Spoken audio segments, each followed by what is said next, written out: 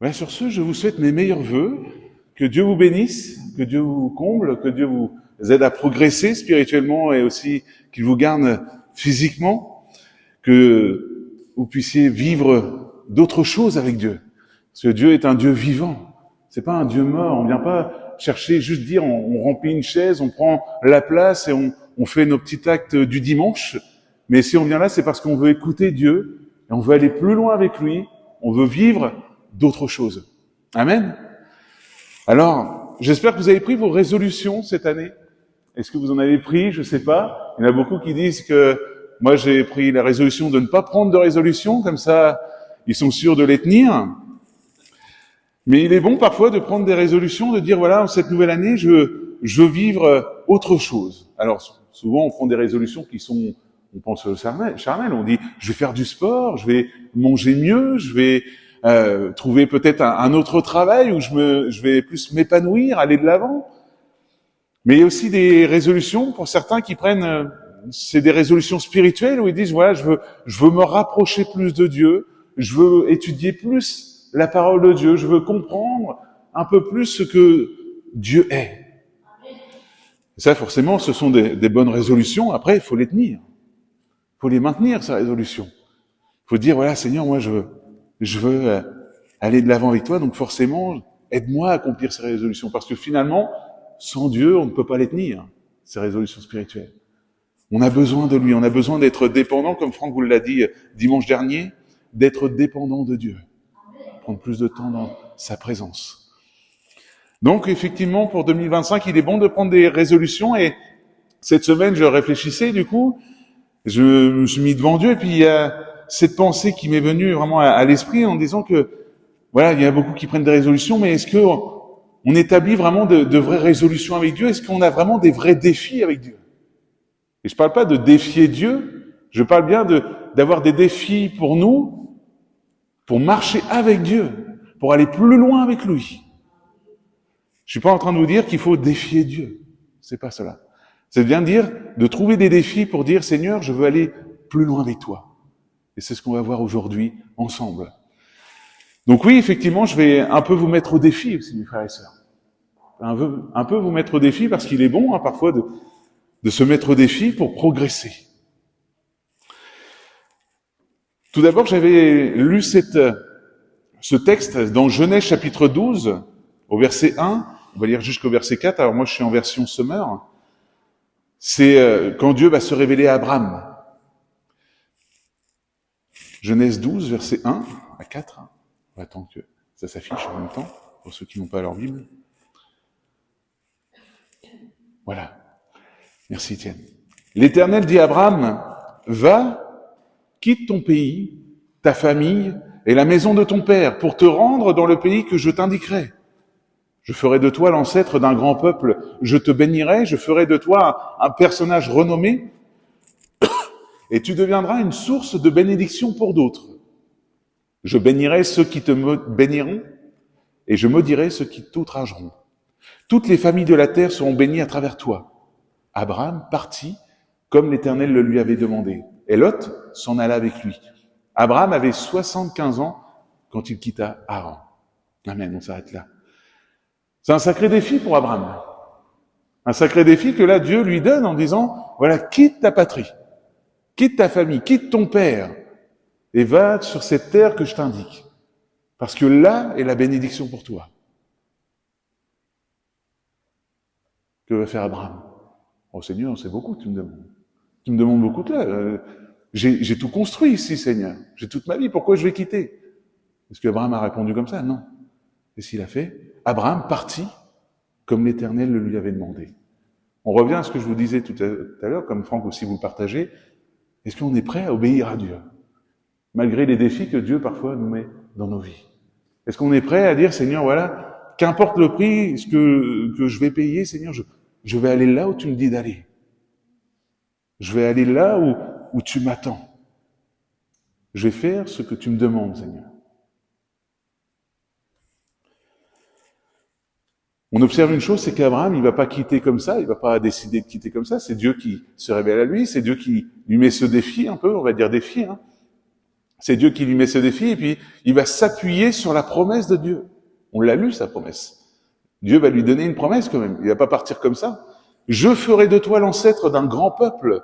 Je te bénirai, je ferai de toi un personnage renommé, tu deviendras une source de bénédiction pour les autres, pour d'autres, pardon. Je bénirai ceux qui te béniront, et je maudirai ceux qui t'outrageront. Toutes les familles de la terre seront bénies à travers toi. Abraham part avec une promesse de Dieu.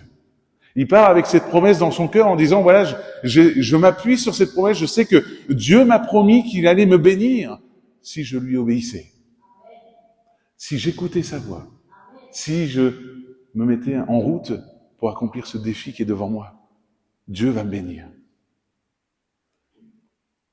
Peut-être que toi aussi, aujourd'hui, tu as reçu une promesse de Dieu. Peut-être qu'il y a une promesse qui est là dans ton cœur depuis des années. Peut-être qu'il y a une promesse qui tarde même à s'accomplir. Aujourd'hui, je t'encourage à travers ces paroles juste à persévérer et à croire en Dieu. À persévérer tout comme Abraham a dû le faire tout le long du chemin. Tout le long du chemin, Abraham a dû s'appuyer sur cette promesse en disant, mais voilà, qu'importe ce que je vis, en plus, on le voit quand il va vivre des choses, en plus, si je me rappelle là de mémoire avec en Égypte, où il va y avoir des choses avec le pharaon de l'Égypte. Malgré tout cela, Abraham va s'appuyer sur cette promesse. Il va dire, je sais qu'au bout de ce chemin, il y a la bénédiction pour moi. Alors oui, peut-être que tu as reçu une promesse de Dieu. Peut-être qu'elle tarde à s'accomplir. Mais appuie-toi sur cette promesse. Accroche-toi à cette promesse que Dieu t'a donnée. Tout simplement en disant, Seigneur, j'ai confiance en toi.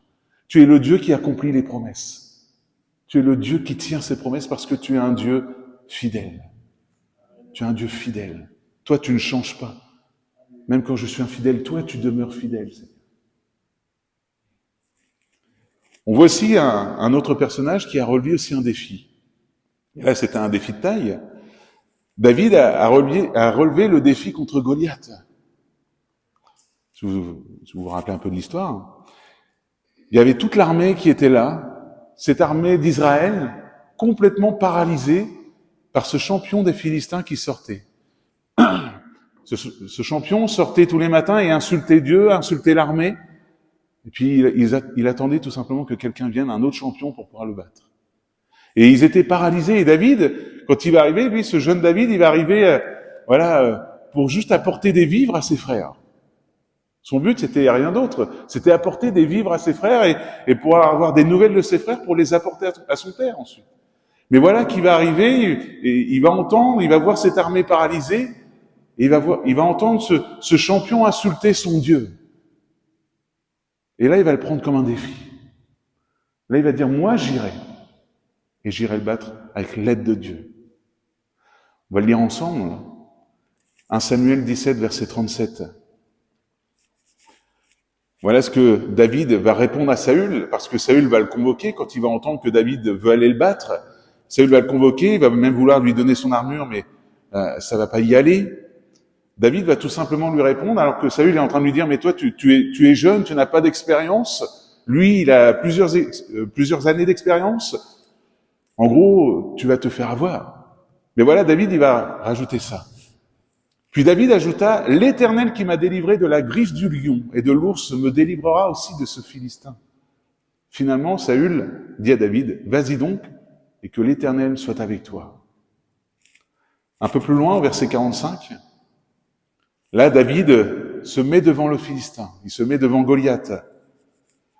David dit aux Philistins, tu marches contre moi avec l'épée et la lance et le javelot. Et moi, je marche contre toi au nom de l'Éternel des armées, du Dieu de l'armée d'Israël que tu as insulté. David avait ce nouveau défi devant lui, mais il va pas l'affronter avec ses propres forces. Il va pas dire, voilà, si je fais ci, si je fais ça, je vais pouvoir gagner temps, je vais pouvoir faire ci, et je vais peut-être avoir des hommes avec moi, je vais pouvoir attaquer un... Non. Il va se mettre devant ce défi, devant ce Goliath. Il va y aller avec Dieu. Il va y aller avec sa foi. Il va dire, Seigneur, voilà, tout simplement dans son cœur, il a dû se dire, Seigneur, je te fais confiance. C'est toi qui me donnes la victoire. C'est toi qui me donnes la victoire. Alors David a affronté ce nouveau défi avec sa foi. Il comptait pas sur, même s'il a pris ses pierres, il a choisi ses pierres, mais il comptait pas sur ses pierres, il comptait pas sur son arme ou une armure, non, il comptait sur Dieu. Tout comme il avait l'habitude. Il comptait sur Dieu. Alors aujourd'hui, je te pose cette question. Pour 2025, quel est ton défi? Quel est ton nouveau défi pour 2025 pour aller plus loin avec Dieu? Pour apprendre à connaître Dieu? Pour vivre d'autres expériences avec Dieu? Parce que comme je vous l'ai dit tout à l'heure, on ne croit pas en un Dieu qui est mort. Effectivement, Jésus est mort sur la croix, mais il est ressuscité, il est vivant. Et on croit qu'on peut vivre de nouvelles choses. On l'a lu tout à l'heure, Abraham, il avait 75 ans quand Dieu va se révéler à lui. 75 ans pour lui dire une nouvelle promesse, une nouvelle bénédiction pour toi, si tu m'obéis. Alors quel est ton défi pour 2025? Je t'en donne quelques-uns. C'est peut-être la recherche du baptême du Saint-Esprit. Peut-être le baptême du Saint-Esprit que tu recherches depuis des années. Cette année, peut-être qu'il faut que tu te concentres dessus. De dire, Seigneur, moi, je veux en cette année recevoir ton Saint-Esprit. Je veux être un meilleur témoin. Ça peut être aussi un autre défi, ça. Être un meilleur témoin. Chercher aussi à faire des disciples. Ça peut être aussi un disciple. On peut le quantifier en disant, Seigneur, moi, cette année, je veux, au moins pour toi, faire 3 disciples, Seigneur. C'est beaucoup, 3 disciples. C'est déjà pas mal. Si chacun fait 3 disciples, à la fin de l'année, on est pas mal. Et dire, Seigneur, voilà, cette année, je veux faire des disciples pour toi. Vous connaissez le film War Room? Vous avez déjà vu le film War Room? Vous avez vu la mamie qui met son plan elle établit son petit plan de guerre pour pouvoir amener une femme à vivre sa relation avec Dieu. Cette année, tu peux faire ça aussi. Tu peux te dire, voilà, cette année, je veux accompagner quelqu'un pour qu'il puisse lui-même avoir cette relation avec Dieu. Être un exemple pour quelqu'un, on appelle ça du 1 pour 1, mais accompagner une personne à Dieu. Tu peux être aussi, un autre défi, être porteur de projets dans l'Église. Voilà, ça peut être aussi un défi de dire, Seigneur, moi je veux cette année me lever aussi dans l'Église. Je veux pas juste être spectateur, je veux être acteur, amener quelque chose qui fasse vivre ton Église. Qui fasse, vous connaissez la vision, c'est être un phare, être le phare une Église qui est un phare dans la ville de Fécamp. Et aujourd'hui, on veut dire, Seigneur, je veux que ce phare soit vivant. Et donc, c'est peut-être un petit projet, pas besoin que ce soit des gros projets. Mais juste un petit projet pour dire, Seigneur, je veux te glorifier dans ce petit projet et dire, je veux que ce phare soit vivant et voilà, ce petit projet, je vais le mettre en action pour toi, Seigneur, dans l'Église. Paul, il en parle un peu dans 1 Corinthiens 12 au verset 14, on va le lire. Paul parle des activités et des ministères dans l'Église et il va comparer ça à des membres d'un corps. Des membres d'un corps qui fonctionnent ensemble. 1 Corinthiens 12, 14, un corps n'est pas composé d'un membre ou d'un organe unique, mais de plusieurs.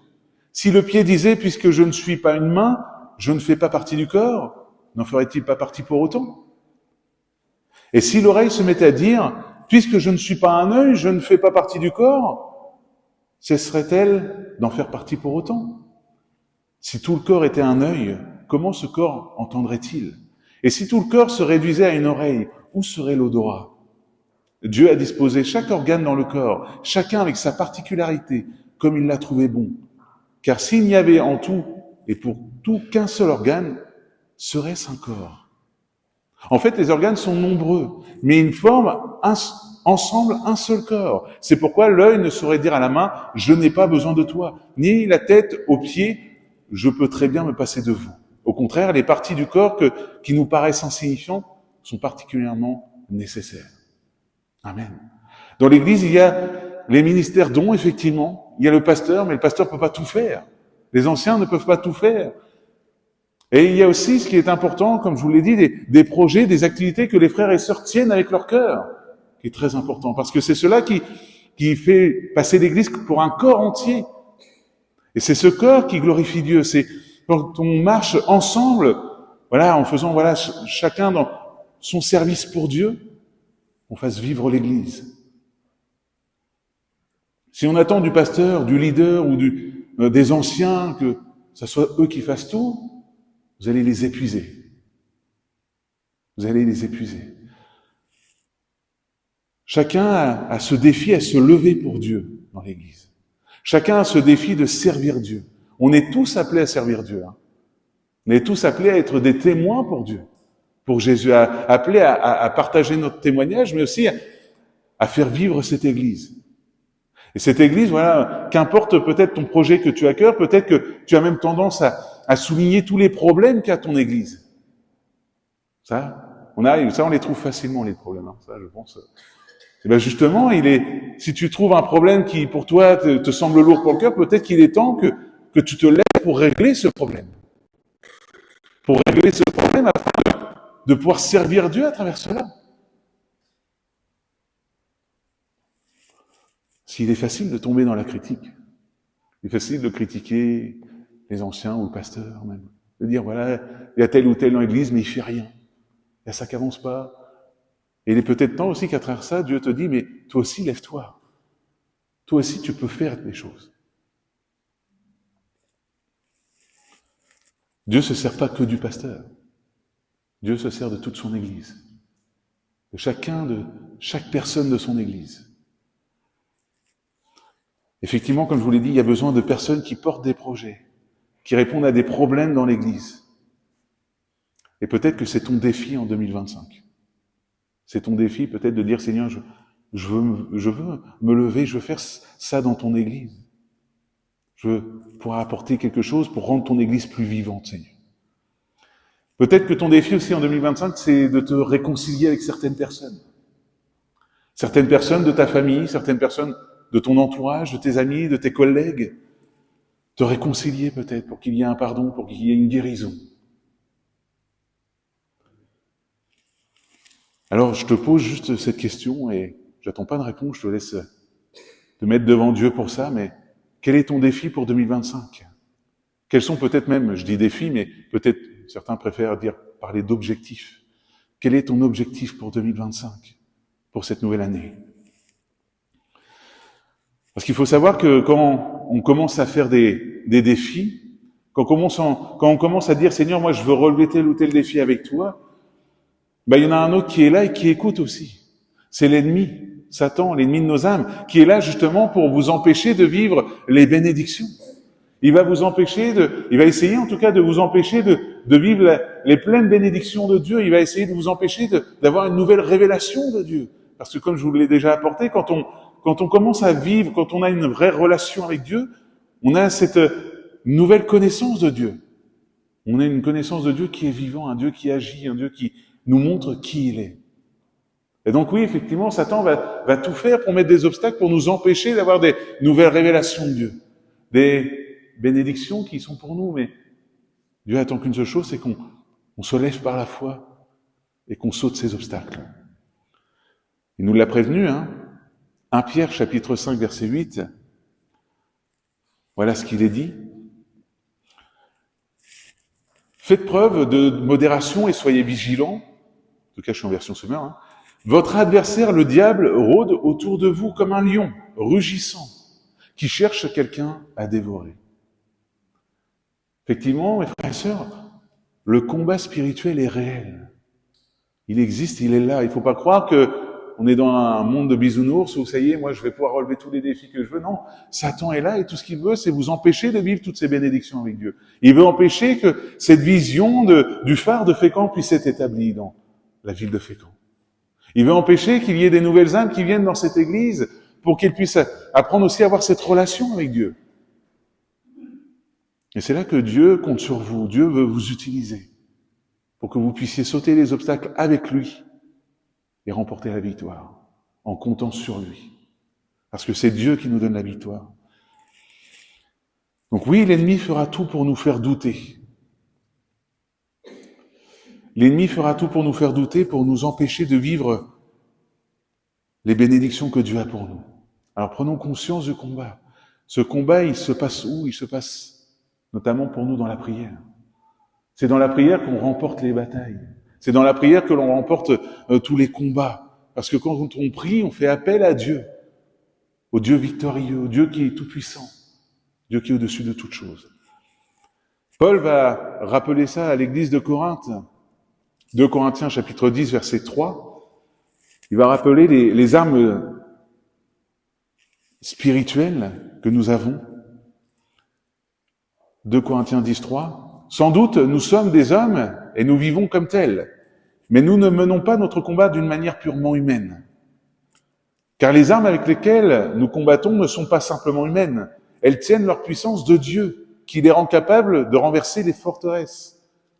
Oui, nous renversons les faux raisonnements ainsi que tout ce qui se dresse présomptueusement contre la connaissance de Dieu, et nous faisons prisonnière toute pensée pour l'amener à obéir à Christ. Donc oui, la prière en fait partie. La prière, c'est notre arme. La prière, c'est notre arme pour qu'on puisse remporter des combats. Donc oui, aujourd'hui, tu peux continuer, persévérer dans la prière pour prier pour tes enfants qui ne sont pas encore à Dieu. Prier pour tes petits-enfants, peut-être qu'ils ne sont pas aussi encore à Dieu, qui font leur chemin. C'est comme cela que tu vas remporter les victoires. Prier pour ce collègue ou cet ami qui est malade, pour qu'il puisse vivre avec Dieu une pleine guérison. Voir que Dieu n'est pas un Dieu mort, mais un Dieu qui guérit encore aujourd'hui, qui est vivant. Donc oui, nos combats, elles ne sont pas que charnels, elles sont spirituelles. Elles sont spirituelles. Et ça, on doit les mener avec les armes spirituelles, la prière. N'hésitez pas, pour ceux qui prennent des notes, Éphésiens chapitre 6, versets 12 et 17, Paul va rappeler tout l'équipement des armes spirituelles. C'est l'armure spirituelle. Donc oui, tout comme ton défi, ne cherche pas à le remporter par toi-même. C'est ce que je veux vous dire à travers ça. Pour ton défi, ne cherche pas à le remporter humainement, mais cherche à t'appuyer sur des armes spirituelles, à t'appuyer sur Dieu, en t'appuyant aussi sur sa parole. Tu vas donc t'appuyer sur sa promesse, et ensuite tu vas prier avec cela. Tu vas prier avec cette promesse en disant, voilà Seigneur, j'ai tel ou tel défi à relever avec toi en cette nouvelle année. Et je veux relever avec toi, Seigneur. Parce que je sais que c'est toi qui m'amène dans la victoire. Ne laissez pas l'ennemi vous vaincre. Parce que Jésus a la victoire, donc faites appel à Dieu. Faites appel à Dieu. Ça peut être aussi dans votre couple aussi. Des défis peuvent être là dans votre couple en disant, voilà, Seigneur, il y a des disputes qui sont là tout le temps, constamment. Ben, peut-être te mettre devant Dieu et dire, Seigneur, voilà, je veux arrêter de me disputer, je veux utiliser tes armes spirituelles et je vais utiliser la prière, Seigneur. Chaque fois qu'il y ait ces disputes, au lieu d'entamer, au lieu d'enflammer la dispute, de dire, Seigneur, tout simplement, je me mets à part pour toi et je te remets, Seigneur, mon mari ou ma femme, Seigneur, je te remets pour que tu puisses venir intervenir. Ne laissez pas Satan venir amener la division. Ne laissez pas Satan venir amener la colère ou les disputes qui ne font que détruire. C'est Dieu qui travaille les cœurs et à travers toutes ces situations, Dieu les travaille, ce cœur. Travaille tous les cœurs. Et donc j'amène à une simple clé pour vous cette année. Une clé que vous avez déjà entendue, vous connaissez par cœur, mais il est bon de le rappeler. La clé pour tous nos défis, pour tous nos objectifs pour 2025, c'est la foi. C'est la foi, c'est de faire confiance à Dieu. C'est cette clé qui va nous amener dans la victoire. C'est cette clé qui va nous permettre d'avancer dans tous nos défis et d'apprendre à connaître Dieu. La foi.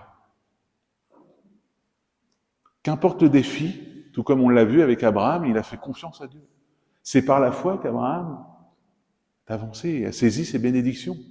C'est par la foi que David a pu battre Goliath. Il y a tout un tas d'exemples de personnages, mais on pourrait y passer toute une matinée dessus. Qu'importe le défi, ta clé, c'est la foi, c'est de faire confiance à Dieu. Dire, Seigneur, je persévère dans la prière. Je persévère, Seigneur, parce que je sais que tu m'as donné ces promesses et je sais que tes promesses, elles sont certaines. Elles vont s'accomplir. Alors, Seigneur, je crois en toi. Donc, appuie-toi encore sur la parole de Dieu. Appuie-toi sur ces promesses que tu as reçues. Et crois. Crois que Dieu va t'aider dans ce défi. Crois que tu vas vivre d'autres choses avec Dieu. Crois que Dieu va t'aider à faire des disciples. Crois que Dieu va te baptiser ou te renouveler du Saint-Esprit en cette année. Parce qu'on a un Dieu qui est vivant. Pas un Dieu mort. Un Dieu qui est vivant. Le verset clé de ce texte, c'est Proverbe 3, 5, 6. Mets ta confiance en l'Éternel de tout ton cœur et ne te repose pas sur ta propre intelligence. Tiens compte de lui pour tout ce que tu entreprends et il te conduira sur le droit chemin. Mets ta confiance en l'Éternel de tout ton cœur. bâtir sa vie sur Jésus. Vous l'avez chanté. Seigneur, je veux bâtir ma vie sur toi. Je veux bâtir ma vie avec toi. Je veux te faire confiance, Seigneur, pour tous les défis, Seigneur. Toutes les personnes que tu mets sur mon chemin, Seigneur, je veux en faire des disciples, je veux pouvoir les faire avec toi, avec ton aide, par ton Saint-Esprit. David s'est appuyé sur Dieu pour remporter le combat. Abraham s'est appuyé sur Dieu pour saisir sa bénédiction. Il savait qu'une chose, c'est que rien ne pouvait venir de lui. Tout ne venait que de Dieu. Dieu seul. C'est Dieu seul qui nous fait remporter les combats. C'est Dieu seul qui nous donne la victoire. Donc aujourd'hui, ne t'appuie pas sur tes forces, mais appuie-toi sur Dieu. Cherche à être rempli du Saint-Esprit. Cherche à être renouvelé du Saint-Esprit. Il suffit pas juste de dire, Seigneur, je suis baptisé. C'est bon, non, il faut chercher à être renouvelé. Seigneur, souffle un vent nouveau. Viens, Seigneur, balayer encore mon cœur. Viens m'aider à avoir un meilleur caractère, à vivre d'autres choses avec toi. Parce que ça n'est pas terminé. Ésaïe 41:10, je vous donne une promesse pour vous aussi avant de terminer. Ésaïe 41:10, ne sois pas effrayé car je suis avec toi. Ne sois pas angoissé car moi je suis ton Dieu.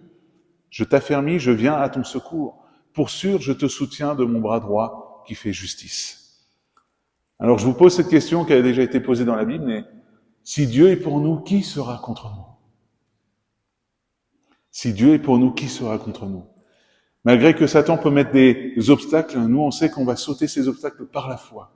On croit qu'en 2025, il y aura plus de disciples. On croit qu'en 2025, il y aura plus de baptême du Saint-Esprit. On va vivre d'autres choses parce que Dieu est un Dieu vivant. Il accomplit ses promesses.